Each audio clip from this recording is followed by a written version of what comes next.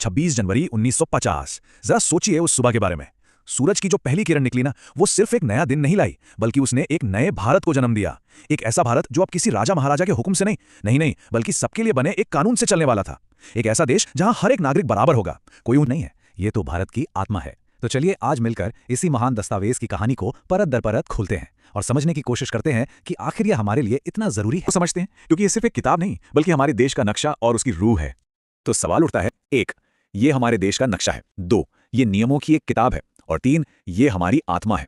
यही वो दस्तावेज है जो तय करता है कि देश चलेगा कैसे, हम सब नागरिकों के अधिकार क्या होंगे, और सबसे जरूरी बात कि सरकार की ताकत पर लगाम कैसे लगेगी। मजबूत खंभों पर खड़ा करता है। पहला, लोकतांत्रिक यानी असली पावर, असली ताकत जनता के हाथ में। दूसरा, गणराज्य मतलब देश का जो मुखिया होगा ना, वो कोई राजा रानी नहीं होगा बल्कि जनता जिसे चुनेगी वो होगा। तीसरा, धर्मनिरपेक्ष, क्योंकि भाई हजारों धर्मों वाले इस देश में सरकार का अपना कोई एक मजहब हो ही नहीं सकता। और चौथा, समाजवादी, एक ऐसे समाज का सपना जहां अमीर और गरीब के बीच की जो खाई है वो कम से कम हो। तो ये नींव, ये 4 स्तंभ, ये रखे कैसे गए?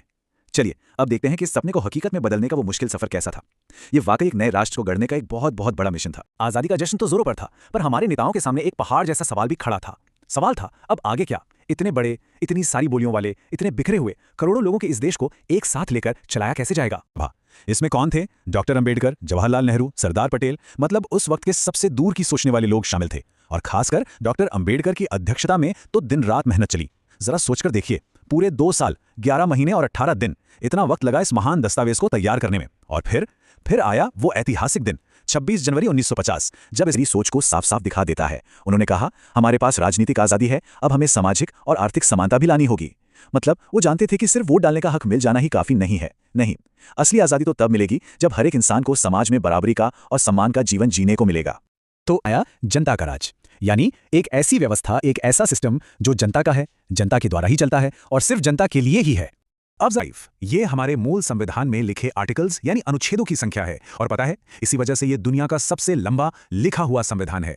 ये नंबर अपने आप में बताता है कि हमारे संविधान बनाने वालों ने कितनी गहराई से, कितनी बारीकी से हर एक पहलू पर विचार किया था। की तरह है, ये अधिकार और कर्तव्य के बीच एक बैलेंस, एक संतुलन बनाता है। इसके एक पड़े में है हमारे मौलिक अधिकार, जैसे बोलने की आज़ादी, बराबरी का हक और इंसाफ पाने का अधिकार। तो वहीं दूसरे पड़े में है हमारे कर्तव्य, जैसे देश की एकता को बनाए रखना और हाँ, एक दूसरे के अधिकारों का सम्मान करना, जो इसकी शुरुआत में ही सब कुछ साफ कर देती है। हम भारत के लोग, ये सिर्फ 3 शब्द नहीं है, ये एक ऐलान है, एक घोषणा है कि इस देश की असली मालिक यहाँ की जनता है।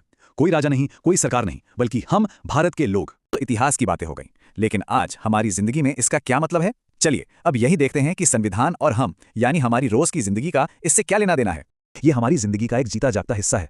आज अगर हम बिना किसी डर के अपनी बात खुलेआम कह पाते हैं तो वो इसी की देन है। हर बच्चे को जो स्कूल जाने का हक मिला है वो इसी के कारण है। और कानून के सामने चाहे कोई कितना भी बड़ा या ताकतवर क्यों ना हो, सब बराबर हैं। ये ताकत हमें हमारा संविधान ही देता है। दस्तावेज सिर्फ कागज पे लिखे कुछ कानून भर नहीं है।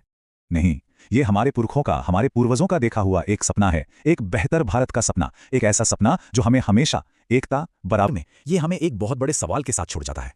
हमारे पूर्वजों ने तो अपना काम कर दिया, उन्होंने एक खूबसूरत सपना देखा और उसे लिख भी दिया, लेकिन उस सपने को हर रोज जीना, क्या ये हम सबकी साझी जिम्मेदारी नहीं है?